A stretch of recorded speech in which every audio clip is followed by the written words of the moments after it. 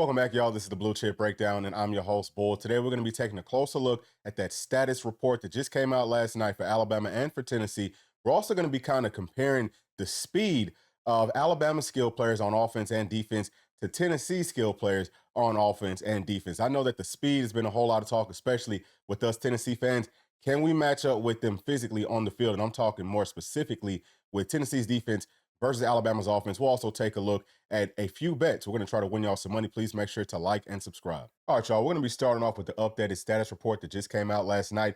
This will update every night until game day, where we will get the final update 90 minutes before kickoff. So all this stuff is subject to change. But first and foremost, at the top for Alabama, freshman linebacker Caden Jones is going to be number 30 on their roster. He's had 5 tackles so far this season. He's more of an edge rushing linebacker. He's listed as out. The next player, not quite sure how to pronounce his first name, but his last name is Pierre.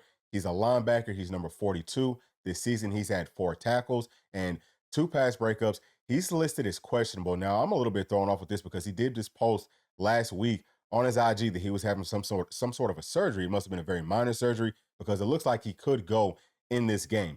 Next player is going to be one of their starting cornerbacks, Dominique Jackson. I hope that I'm pronouncing his first name right, but I'm probably not.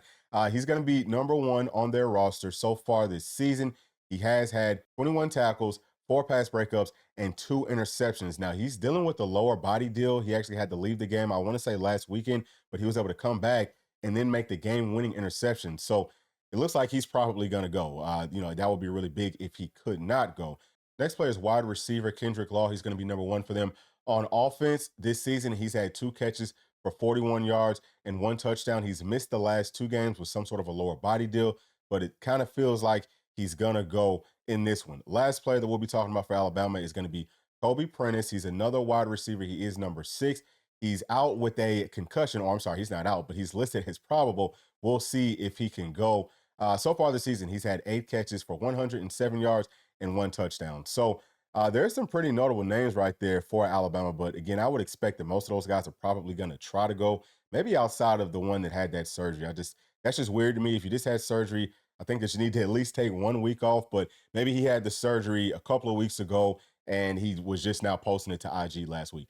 Either way, for Tennessee, we already knew that Kobe Thomas was out for the season. Keenan Pili also out for the season. That one's huge. He's one of the best players on our defense, if not maybe the best. I would say he might be the most important. He was one of the guys that Tennessee really did not want to lose for the season. But some younger guys have to step up. Edwin Spillman, he's still out. Don't know exactly what's going on with him, but that sucks because we need more depth at linebacker. And then we've got Cam Seldon that's listed as questionable. I don't know what's going on right there with him, but he's a guy that hasn't gotten as much playing time as I would personally like for him to get. But he would probably be number 3, just as far as the running back rotation for our Vols. I felt like he could be very important in this game. Doesn't look like he's going to go, at least at this point, because he's listed as questionable. Last player, offensive lineman, starting left tackle, Lance Hurd, listed as probable, but that's kind of an issue to me. Now, everyone's been talking about Lance Hurd having some major issues in blocking this season. I think some of that's kind of overblown. Yeah, he's been out of shape, but he's still probably the most talented player on that entire offensive line. Hasn't been perfect, but no one on that offensive line has. I would much rather him be able to go than not. If he doesn't go, then we've got some guys at backup tackle that, hopefully they can come in and do a solid job. They've looked really good in spurts, but I think that they've both kind of had their moments that, to me, that would be more of a concern than if Lance Hurd played. All right, y'all, let's shift gears just for fun and take a look at Alabama's skill player speed versus Tennessee's skill player speed. We're starting off with Alabama's offense versus Tennessee's defense, and we will switch it. And I have it broken down with the, running back, quarterback, and tight ends versus the linebackers, and then the wide receivers versus the secondary. So at the top, Milrow has been clocked at almost 23 miles per hour this season.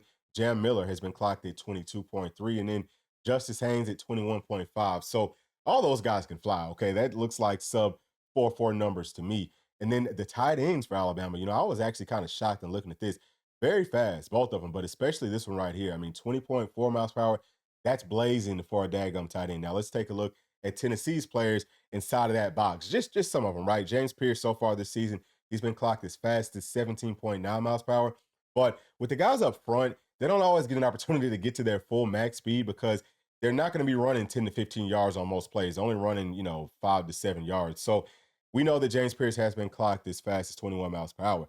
But Joshua Josephs, man, right there at 18.7. So both of those guys can fly. I think that they'll be fine. AC, he's been clocked at 20.4 miles per hour. I think that's pretty good, or that's actually very good for a linebacker. Jeremiah T. Lerner has been clocked at 17.4. He's got to pick that up some. And then Caleb Perry, he's been clocked at 17.8. Jalen Smith at 17.3. So it looks like Jalen Smith would be the slowest linebacker, but it's really not that far off. You know what I'm saying? It's obviously there's a pretty big separation between Arion Carter and our other three linebackers that will probably get a lot of playing time coming up on Saturday. Now let's scroll all the way up. Let's take a look at, starting off with Ryan Williams, but let's take a look at the wide receivers for Alabama versus the secondary players. So Ryan Williams has been clocked as fast as 22.2 miles per hour. That's blazing fast. And we also have Ricky Gibson right here, who's also been clocked at 22.2 miles per hour. So he can stick with them just from that perspective. Jeremy Bernard, 21.2. Also, pay attention to like the average max, because I think that's a stronger indication of how things are going to look on a play in and play out basis. But he's been clocked as fast as 21.2 miles per hour. Kobe Prentice, 19.3. And the same thing for Kendrick Law. And then Emmanuel Henderson Jr., 21.1. So all those guys, man, they can fly, but we got guys who can move too. Jamal McCoy, 21 miles per hour. I think that he can run faster than that. I would say that him and Ricky Gibson are going to be pretty close. So if Ricky Gibson is at 22, then I know that Jamal McCoy could be close to that. But both of those guys have really good speed. Boo Carter, 21.3. Very fast player. Christian Harrison only clocked at 17.9. Now, I think that he is faster than that, but we will see. Typically he's not going to be going down the field, but they do like to run those slot fades. So if Christian Harrison does go in this game, he's going to have to try to stick with these guys if, they can isolate them. But keep in mind, y'all, especially playing on defense, that we're going to have to kind of scheme things up to stay on top. Okay. This is about, I think that our team speed right now looks good on defense. Will Brooks, look at this, man, 21 miles per hour. That's probably the fastest out of our safeties. Andre Turrentine, 19.2. Kobe Thomas, 19 miles per hour. And then Christian Charles, 18.5. So again, like I was talking about, it's going to be more about just kind of scheming things up, because the offensive players, y'all, they're typically going to be faster than the players on defense. And then they know what they're doing. That's why it's going to be so important to have things kind of schemed up to be able to execute. And that's why it's harder to play defense than it is to play offense. Now let's take a look at Tennessee's offense versus Alabama's defense. Starting off with Nico Iamaleava at 21.1 miles per hour. D. Samp at 22. He can fly. Bishop at 21.4. So that looks good, I think, for Tennessee's backfield. Now on to the tight ends. Ethan Davis, who we all know is actually our fastest tight end. He's listed, or, he's been clocked as fast as 17.9 miles per hour this season. I guess he just hasn't run down the field enough, but we all know that he's faster than that. Holden Stays, 18.7. Mouse Kittelman, 17.3. Those numbers look pretty accurate. I mean, I think that, either one of these guys could be, or really both of them, are probably a little bit faster than that. Now we've got Q Robinson at 18.9. He's going to be one of their edge rushers. That's really good speed. Campbell. Okay, so these two guys right here, these are the inside linebackers. These are the starters. So Campbell is at 21.2 miles per hour. Lawson is at 19.1. Then Justin Jefferson, 21 miles per hour, dude. I mean, they've got some speed on defense, some big old dudes that can move. And then this last guy right here is 17.1. Now let's take a look at Tennessee's wide receivers versus Alabama's secondary. So Brew, 20.4 miles per hour. I think that looks good, especially for his size. Burl White, 21.3. Dante Thornton, almost 22 miles per hour. Chris Brazzell, 21.4. Mike Matthews has been clocked at 19.3. I think that he could also be faster than this. That he's had some limited reps. And, I really think that like the average max is probably just a better indication overall. Chaz Nimrod, 20.9 miles per hour. So he can move. Now let's just take a look. And obviously there are some more wide receivers that we could have talked about, but we're going to move on to the players in the secondary for Alabama. Right here, Keon Saab, safety, 20.5 miles per hour. Malachi Moore, 22.6. Look, that is moving. And then Jackson right here at 19.9 miles per hour. Devontae Smith at 19.5. Bray Hubbard, man, we might want to try to target him. 17.3. Xavier Brown at 22.1. Man, that's very fast. And then also we've got Deshaun Jones at 18.1. So y'all can see, man, obviously Alabama, they've got a whole lot of very fast players. And this is kind of rare to see that they've got this much speed, especially inside of that box. The thing about it, like we've said all week, they got SEC talent, but especially their linebackers, they're just not playing like it. And the offense will always have the edge because we know the play. and we just had to execute. So still feel good about this matchup. Let's go ahead and take a look at some of these bets. All right, y'all. I'm gonna try to win you some money real quick. So I'm gonna kind of tell you what I would pick and why I would pick it. You don't have to pick what I'm saying I would pick, but hopefully it does help you to figure out what you want to do with any of these bets. So first and foremost, with the spread, Alabama's favored by 2.5 points. Now I'm going to take Tennessee because I think that Tennessee is going to win outright. But if you aren't sure if Tennessee is going to win, or if you think Alabama's going to win, I think it's a pretty safe bet that Alabama, if they do win, it would be by more than 2.5 points. It's rare that games end by less than three. So I'll just kind of throw that out there for you. Now let's come on down to the touchdown scores. D Samp has the best odds. That's a very easy bet because I think he's about to break a Tennessee single season rushing touchdown record. He scores pretty much every single game on the ground. He's the best player on Tennessee's offense. He's going to score versus a defense that struggles to stop the run. And then we've got Milrow. This has got to be a touchdown that's not passing. I think that what he's averaging like 2 touchdowns rushing every game. So yeah, it makes sense that he would probably score in this game as well, especially once Bama gets into that red zone. The read option stuff, it's a nightmare to stop with Jam Miller and with Jalen. So I would say either one of those two guys probably going to score. Ryan Williams won't be on this because he's only 17, I believe. It's probably not legal to bet on him. Now let's move on to some of the quarterback numbers. So we're going to start off with the passing yards. It looks like Vegas feels like Nico's going to throw for 200 or more yards, but less than 225. I think that that makes sense. And if you look at how Alabama plays defense, there's a ton of man coverage, there's a ton of one high looks, and if you spread them out like South Florida did, it's easy to tell what they're in. So it'll be a lot easier for Nico to process. I think it'll be easier for us to game plan for and kind of scheme up all that good stuff. So Tennessee should have success passing the football on Alabama's secondary, on Alabama's defense, period. Yeah, they've got a pretty decent pass rush. Hopefully our offensive line holds up, but there's a lot of youth inside of that secondary. The linebackers don't look great all the time in pass coverage. So I would say that number one, this bet right here is pretty safe at 200 plus yards, but less than 225.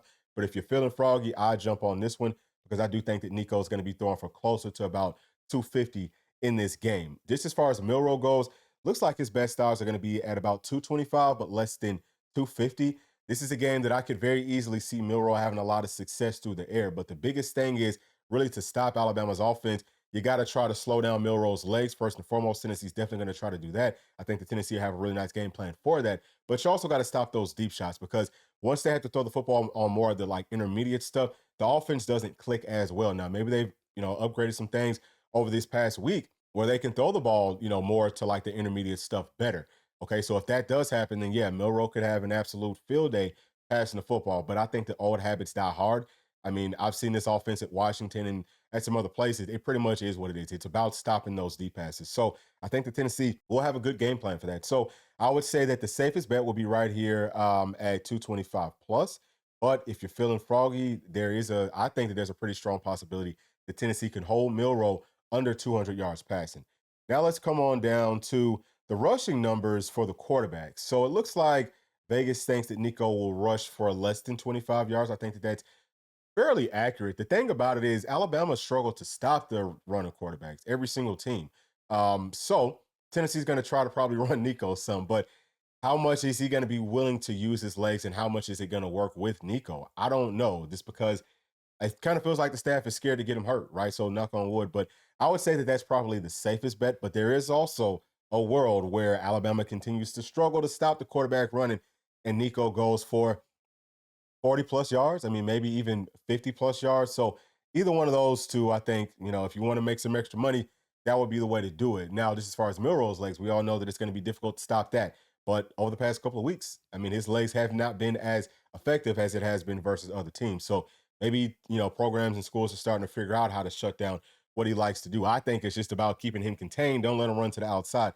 Either way, he's going to have his opportunities, and it looks like the best odds go to right here, or not the best odds, but what Vegas think that he's going to do is 50 plus yards in less than about 60. I can see that actually makes sense to me. But without guys like Kenan Pilley on Tennessee's defense, I can see him going for more than that. You know what I mean? So I would say that probably the safest bet would be this one. If you want to try to, maybe make a little bit extra money, maybe say he could, rush for over 60 yards.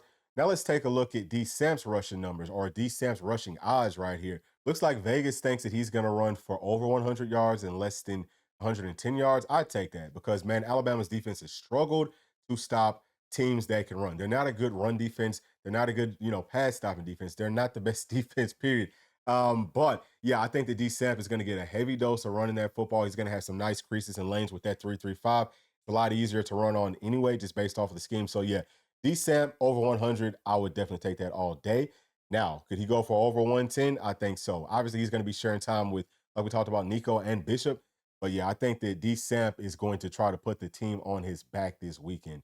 Also, just as far as D Samp catching some passes, I think he's going to have some yards in this. Looks like Vegas thinks maybe about less than 25 yards, which does kind of make sense because Tennessee doesn't throw the football to our running backs that much. But Alabama has struggled to stop the running backs catching the football out of the backfield. What I have noticed with Tennessee over the past couple of weeks is we're starting to use our running backs as some check down options. Nico tried to hit one last weekend, but there was more opportunities there. I think that that's probably going to be a point of emphasis coming up this weekend. Don't be surprised if Tennessee dumps the football off to D Samp a couple of times, and if he can't get more than that 25 yards. So yeah, I would say that that might be a pretty solid bet. Would he get more than 40?